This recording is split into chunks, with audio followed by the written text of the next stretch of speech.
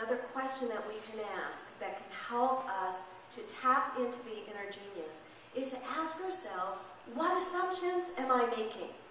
What am I assuming that just isn't so? Newlywed couple were making pot roast for dinner one Saturday evening. And they were working in the kitchen together, and just as the wife is getting ready to put the pot roast, she's seasoned it, she's going to put it in the pan, put it in the oven. She cuts about 1 inch off of both ends of the pot roast. And her husband kind of looks at her and says, why are you doing that? And she says, oh, well, that's just the way you make pot roast. You cut off a little bit at both ends of the pot roast. He says, well, we never did that in my house. Beginning of an argument. Well, we always did it that way in my house. Well, we never did it that way in my house. Why didn't you do it that way? Well, my mom always did it that way. Let's call your mom and ask her why she always cut both ends off the pot roast. So they call mom, and mom says, well, that's just the way you make pot roast.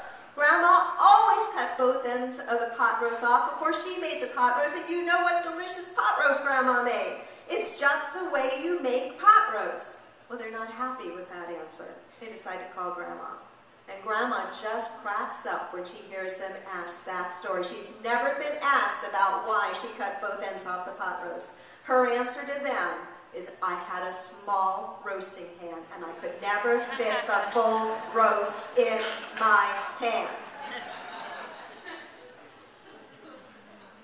I challenge myself to say, where in my life am I cutting the ends of the pot roast off, convinced, I mean innocently or even adamantly convinced that that's the way you make pot roast?